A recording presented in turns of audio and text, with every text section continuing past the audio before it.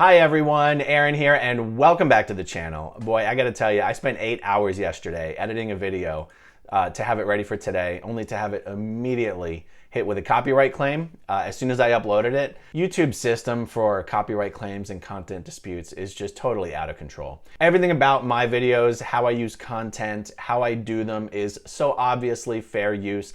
Every claim or dispute that's ever been submitted on one of my videos along those lines has always been resolved in my favor. But it can take up to 8 weeks to get it resolved. Anybody can submit a claim or dispute for any reason at any time, and then the clock starts ticking.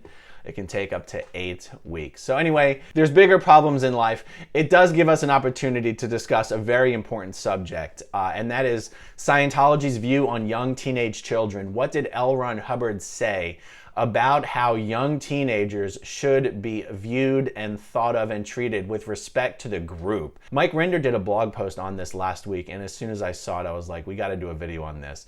Mike's blog post is titled Hubbard, the Expert on Children. And this blog post was inspired by an email, or maybe it looks like it was a Facebook post, sent out by Mace Kingsley, the Mace Kingsley Family Center International. Mace Kingsley is a Scientologist-run organization that specializes in delivering Scientology auditing to children.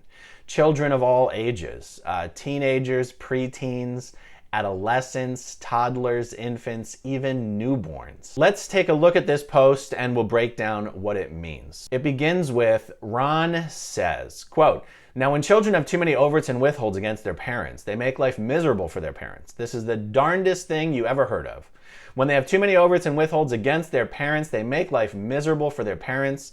It's silly." So overts and withholds is Scientology speak for doing something bad and then not wanting anyone to know about it. Any harmful or destructive act in Scientology is called an overt. The withhold in Scientology is what naturally proceeds from the overt act. So you do the bad thing and then you don't want to tell people about it. So Hubbard is basically saying that the reason children act up, the reason they misbehave is because they've done all of these bad things that they don't want people to know about. All right, the quote continues, "And if the parents permit them to go on having this many overts and withholds against the parents, then they really start making life miserable for everybody. And then they start blowing the family." Okay, so let's define that word. In Scientology, the word blow is defined as an unauthorized departure. So this is a word that's used very commonly in Scientology. This is a noun, this is an adjective, this is a verb. As a noun, you could say, you have to make sure staff are cleaned up of their overts and withholds in order to prevent a blow. Or you could say, he is a blown staff member. Or you could say, he was planning on blowing, and it would mean he was planning on escaping, leaving without authorization. Without knowing that definition of the word, this quote means something drastically different. So, okay, it continues. "And by the time they're 16 or 17, this natural phenomenon, quote unquote, of their leaving the family will take place. We don't care if they left the family or not. Actually, Roman children used to get official posts and jobs and get married by the time they were 14 or 15, which is about the right time. You think I'm joking now? I'm not." He's not saying you think I'm joking about that being a thing that the Romans did. He's saying you think I'm joking about what I just said about that being about the right time. Now, this is being sent out. This is a post being made by a Scientology organization specifically responsible for dealing with kids, and they're making a post on Facebook where L. Ron Hubbard says 14 years old or 15 years old is about the right time to get married and go out and get an official job. This is a real post put out by a real organization that really deals with real kids in Scientology. The quote goes on, "One of the wicked things you can do to a child is to prevent them from starting their life. And I'm not saying that college is totally a bad operation. I didn't say that. I just think so. That's an opinion. It happens to be a factual fact that Scientology kids do not go to college. I can barely, in my 30 years in Scientology, I would be hard-pressed to think of more than 1 or 2 people that I knew in that entire time who got into Scientology as kids or were raised in Scientology and actually went to college. There are a lot of Scientologists who are college educated because they joined Scientology later. But for kids who are born and raised in Scientology, they do not go to college. And it's because of the mindset that is being touched on in this post. I mean, this is a direct quote from L. Ron Hubbard here saying that his opinion is that college is a totally bad operation. Scientologists believe L. Ron Hubbard's word is essentially, they treat L. Ron Hubbard's word the same way they would treat the word of God. Scientologists can't really argue with LRH quotes about how college is a waste of time. Okay, it goes on. But it does seem that it puts an awful postponement on marriage. And this got to wait to live, gets people, so they just go totally irresponsible on the third dynamic. Now in Scientology, the third dynamic refers to any group that you're a part of. It doesn't really matter what group, any group other than the family unit. The family unit is considered a specialized type of group that they call the second dynamic. So if you have a job, all your coworkers form a third dynamic. If you're on a softball team, that's a third dynamic. If you're a staff member at a Scientology organization, that is a third dynamic. Okay, so let's look again here at what he says about that. So going to college puts an awful postponement on marriage. This got to wait to live, gets people. So they just go totally irresponsible on the third dynamic. So they are postponing their responsibilities to whatever third dynamic we're referring to here. By going to college, they are postponing their responsibility in taking on a job and a responsibility in a third dynamic. Okay, it carries on. You get little kids around 12, 13, they start picking up responsibilities on the third dynamic. Have you noticed that? And if you let that go too long, they start running irresponsibilities on the third dynamic. And you have a government like this one. LRH never misses an opportunity to say something disparaging about the government. It's just very popular. It's a very populist position to take. It plays well with the people. So let's take a look at what he's actually saying here. So he says, you get little kids around 12, they start picking up responsibilities on the third dynamic. Have you noticed that? So when I read that, I think what he's talking about here is how, let's say you're at the house, but you're painting your house. The kids always want to pitch in and help. They want to be valuable. They want to contribute. They want to do things. Other than the fact that kids never seem to want to actually just do their chores. If they see mom or dad doing something, they want to pitch in and help. That's the kind of thing I believe is being referred to here. And then he says, if you let that go too long, so I think what he's saying, if you postpone the opportunity that the child has to contribute in a meaningful and productive way, that's how I interpret that phrase. Why they start running irresponsibilities on the third dynamic. So again, he's still correlating this idea of going to college as sort of being responsible for postponing the point in a young person's life at which they have an opportunity to become a valuable and productive member of society, or of a third dynamic, as a Scientologist would say. And also, as a Scientologist would say, in defense, what a Scientologist would say in defense of this entire passage is that, well, what you have to do is you have to take the main point that he's making. And the main point that he's making is you have to let kids contribute and feel valuable and feel productive, and that it's good for them, it's good for their spiritual and mental health and their self-esteem. And what a Scientologist would do is totally ignore the part of this passage where LRH says Roman children used to get official posts and jobs and get married by the time they were 14 or 15, which is about the right time. You think I'm joking now, I'm not.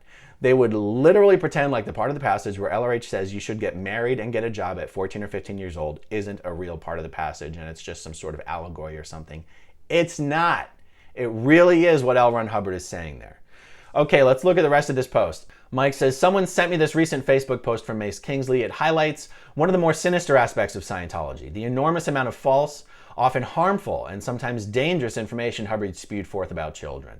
The above is just a sampling, and it's pretty horrific. Children's ovates are the problem, and they should be getting married and given jobs at age 14. College is a bad idea because it, quote, puts a delay on marriage.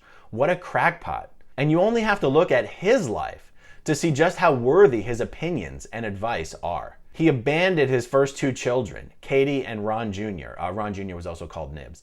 Nibs eventually came back into his life in adulthood, but soon split from him, claiming abuse. His third child, Alexis, a result of the marriage he never had, quote unquote, to Sarah, fare no better. Though he dedicated science of survival to her, he kidnapped her and took her to Cuba while he was writing the book. When her mother filed for divorce, he claimed she was a Russian spy and Alexis was not his child. He had 4 children with Mary Sue. Quentin committed suicide. Many assume it was because he was gay. That he was gay is not an assumption, and this upset his father. I guess this was his overts. His 2 youngest fled the Sea Org. Only one remains loyal to him, Diana. Not much of a track record to offer expertise on raising children. This is a remarkable thing that Scientologists have no idea is true. They have no idea that LRH had 7 children and that only one of his 7 children remained a part of his life. They have no idea. Okay, the post continues. And as far as college, he began making disparaging comments about tertiary education after he flunked out of George Washington University, though it didn't stop him claiming he was variously an engineer, a nuclear physicist, and for some time called himself Dr. Hubbard. What is so harmful about this stuff is that Scientologists take it to heart. In their minds, everything Hubbard wrote is true. It is wisdom from on high. So much so that even something as derisible as this passage is repeated and regurgitated as if it is incredibly important for everyone in the world to know about. The quote-unquote experts on handling children at Mace Kingsley are only experts in what Ron says. They don't really know anything, including the science about the development of children, their emotions, and brains. Claiming children should be married and have jobs at 14 is a hangover from the days of the Industrial Revolution. But Scientologists believe it's timeless wisdom. The saddest part about this is the innocent children who are impacted. And that's the end of the post. This Scientologist way of thinking about children and that their value is tied to their ability to contribute to the organization or contribute to groups or to work and to make money has a direct impact on young people raised in Scientology. I can tell you that I and hundreds of others that I know were taken out of school at a very young age and put to work full-time in a Scientology organization.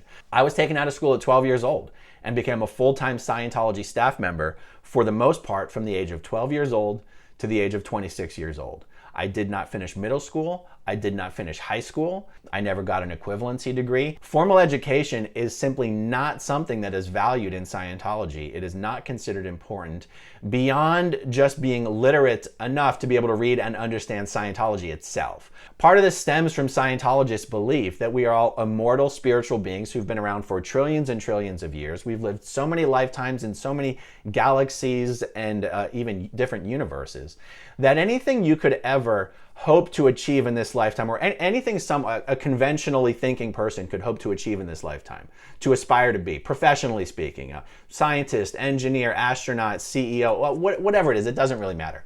A Scientologist would say, you've already been that before. You've already done that. You've been a king a million times. You've been a queen a million times. You've flown planes. You've been a surgeon. You've been a lawyer. You've been a mother, a father, anything that could ever be in your head as a goal to accomplish this lifetime. A Scientologist would tell you, you've already done that a billion times before. There's no point doing it again. The only thing you've never accomplished, the only thing you've never even had an opportunity to accomplish in your entire trillions of years until this lifetime is Scientology. Scientology is new. Scientology hasn't existed before. Scientology is the only way to break the endless cycle of birth and death. Scientology is the only way to regain your awareness and your memory and your abilities of the past trillions of years. The only thing of importance you can dedicate your time and effort to in this lifetime is getting up Scientology's bridge. And that fundamental belief system of Scientology is very much tied to this idea that the only value children have, or the only true and accurate way to determine value, is to what degree are they contributing to the organization, to what degree are they helping Scientology. And the thinking on this gets so twisted that a Scientology parent could even be accused of harming a child by not allowing that child to contribute to the Scientology group to the greatest of their ability. And that means taking them out of school, taking them out of sports, removing them from the entire experience of even being a child.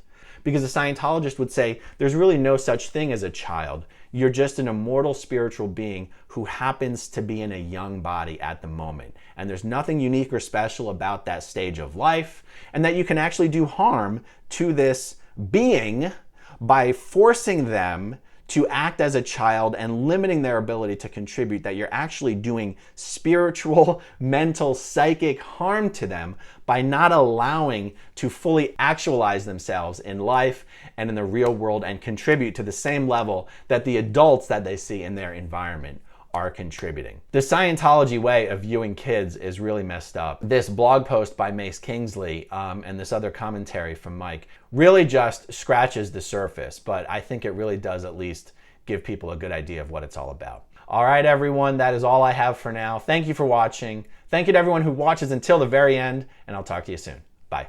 Okay, if you want to see my rock and roll songs, click right on this guitar. And if you want to see a different one of my videos,